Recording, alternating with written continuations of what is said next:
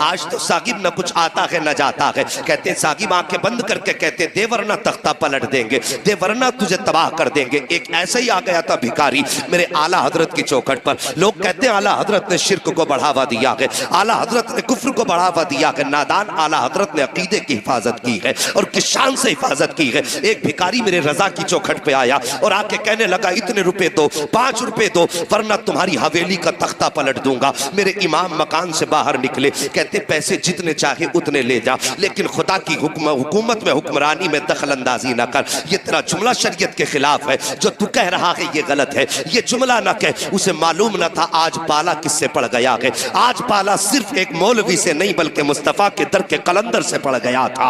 आप फरमाते हैं ये जुमला ना कह, बल्कि जितने चाहे पैसे ले ले। उसने कहा पैसे 10 देता है तो दे, वरना हवेली पलट दूंगा। माँ ने अंदर से आवाज दी, ये बेटे भिखारियों के मुंह नहीं लगा करते हैं, फकीरों के मुंह नहीं लगा करते हैं। ये बेटे जितने मांगता है उतने दे दे। आप फरमाते हैं माँ इसका मुस्तफा की शरीयत के खिलाफ है। अहमद रजा देने को हवेली दे देगा, लेकिन नबी की शरीयत के खिलाफ अगर कोई एक भी जुमला बोलेगा अहमद रजा उसे गवारा नहीं कर सकता है। अभी ये बातें हो रही थी कि सरकार मुफ्ती आजम हिंद के बचपन का जमाना था। आप छत के ऊपर टहल रहे थे, अचानक पैर फिसला, सर के बल जमीन पे गिर जाते हैं। आपकी वालिदा की चीख निकल जाती है। माँ कहती है अहमद रजा मैंने तुमसे कहा था बेटे फकीरों से उलझा नहीं करते, देखो तुम्हारा बेटा छत से गिर गया है। इतना सुनना था। मेरे इमाम कहते हैं ए माँ ये तो एक मुस्तफा रजा है, अगर मुस्तफा की शरीयत के लिए 1000 मुस्तफा रजा हो तो सबको कुर्बान कर दूंगा, लेकिन शरीयत का सौदा नहीं कर सकता हो। इतना कहना था।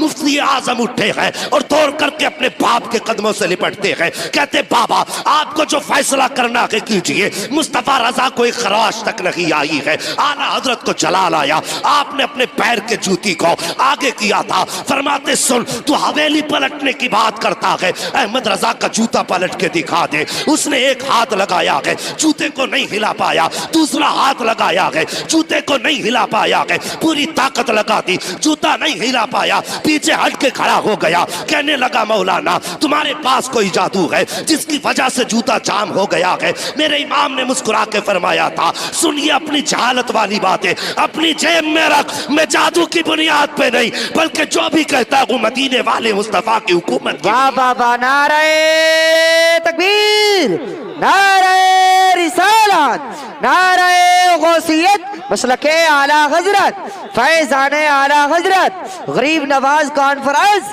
अल्लामा मुफ्ती हम्माद साहिब किबला, सरजमीने राजा का मझोला जिंदाबाद जिंदाबाद। सुभान अल्लाह सुभान अल्लाह। साहिबो हमारे रजा ने तो हमारे फिक्र की हिफाजत की है और तुम कैसे कहते हो इन्होंने शिर्क को बढ़ावा दिया है। उन्होंने तो हमारी फिक्र तक को बहकने ना दिया। उन्होंने तो हमें सिखाया है कि खुदा परस्ती क्या है, अल्लाह की इबादत क्या और उसकी बंदगी क्या है। साहिब तो आज आ जाते हैं हमारे मोहल्लों में आके कहते हैं साहब मुझ पे इतने हैं, मुझ पे इतने, मैं यूं कर दूंगा। और मेरी भोली भाली मुस्तफ़ा की उम्मत, मैं तुमसे एक बात कहूं, कभी किसी के झांसे में ना आया करो। होता वही है जो रब चाहता है। मानेंगे इस बात को? होता वही है जो रब चाहता है, लेकिन उसे मनाने के अंदाज अलग होते हैं। मनाने के अंदाज अलग होते हैं। एक बुजुर्ग थे तो जिस बस्ती में वो रहा करते थे वो बस्ती नदी के किनारे थी। नदी के किनारे बस्ती, अचानक उस बस्ती की नदी में आया पानी बहुत तेज और थोड़ा थोड़ा पानी रिसने लगा। रिश्ते रिश्ते पानी जगह बनाने लगा। गांव वाले डर गए, दौड़े दौड़े हजरत के पास गए, हजरत दुआ कर दीजिए, अगर पानी कट गया तो गांव बह जाएगा।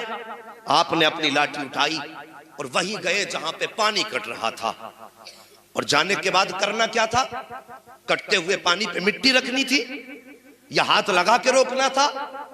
लेकिन बस दीवानों की नजरों को जहां देख रहा है, दीवाना खुदा जाने कहां देख रहा है। और दीवाने को तहकीर से दीवाना ना कहो, दीवाना भी कुछ सोच के दीवाना बना। हाँ, करना क्या था कि पानी बंद करना था। लेकिन साहिब किया क्या इन्होंने? जाकर के जहां पानी खुल रहा था और रास्ता बनाना शुरू कर दिया। हमारी कौम भी बड़ी अजीब है, एकदम सर पे बैठाती है, एकदम फेंक दिया करती है।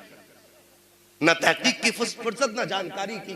कभी ये सोचते नहीं यार देखो इसके पीछे राज क्या है। जैसे पानी कटना शुरू हुआ लोग दौड़े, कहने लगे ये बाबा तो मरवाए बैठा है, इससे बेहतर था इसे बताते ना जा करके, ये तो खुद डुबाने पे लगा हुआ है। गांव वालों ने घर खाली किए, भागना शुरू कर रहे थे। अचानक जब पानी आप खोल रहे थे पानी खुद ब खुद बंद होना शुरू हो जाता है। और जब आप हाथ झाड़ते हुए वापस आए हैं लोग फिर आ गए, कहने लगे हुजूर बताइए तो सही ये पानी कैसे आपने रोक दिया। आप फरमाते हैं मैं गया पानी बंद करने के लिए था। कहा हजरत जी फिर खोला क्यों था जाकर के। कहने लगे सुनो तुम नहीं जानते हो, मैं जाके किनारे पे खड़ा हुआ, मैंने कहा या अल्लाह अगर ये अपनी मर्जी से है तो मालिक इसे बंद कर दे, और ये तेरी मर्जी से चला गए तो फिर मैं भी तो तेरा बंदा हूँ, मैं तेरे काम में हाथ क्यों ना बटाऊं। मैंने खुद तेरा काम आसान करना शुरू किया है। आसान से मतलब ये नहीं माज़अल्लाह के रब के लिए कोई मुश्किल काम हो, का तेरे काम में मैं खुद शरीक हो गया हूँ, का जिसमें तू राजी है उसमें मैं राजी हूँ। जैसे मैंने इतना कहा था आवाज आई थी बंदे अब तू बता क्या चाहता है।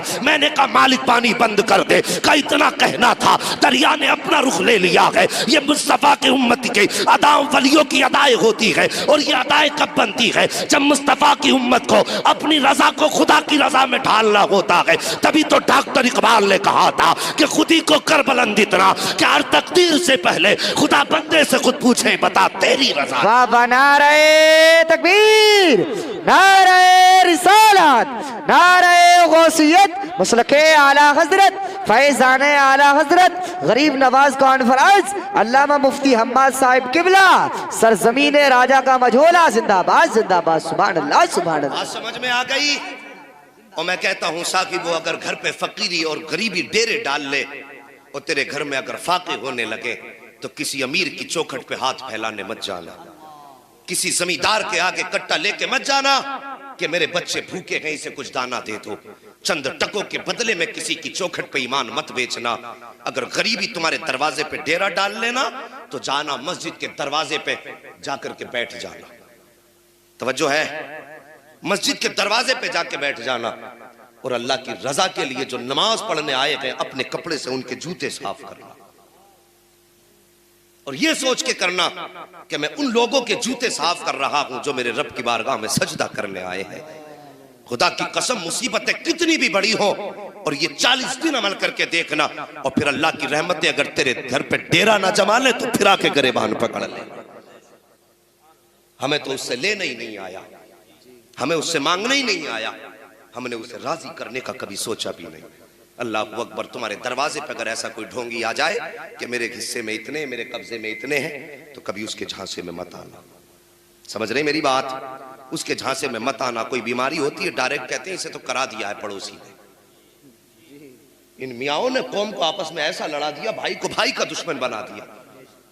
कहते बहुत बड़ा जादू तुझ पे है, वो बेचारा डर जाता कितना बड़ा जादू है, कराया किसने, कुछ तो बताओगे? कहता कि हाँ कद लंबा है, सेहत अच्छी है, तंदुरुस्तता है और रंग उसका गेहुआ है। एक बात बताओ, मैं अगर ये पहचान किसी को बता के जाऊं तुम्हारे गांव में कितने लोग ऐसे निकलेंगे? सैकड़ों निकलेंगे ना। तो जब किसी को बीमारी है तो कहता जरा करीब में नजर दौड़ा, तो एक आध तो मोहल्ले में निकल ही आएगा।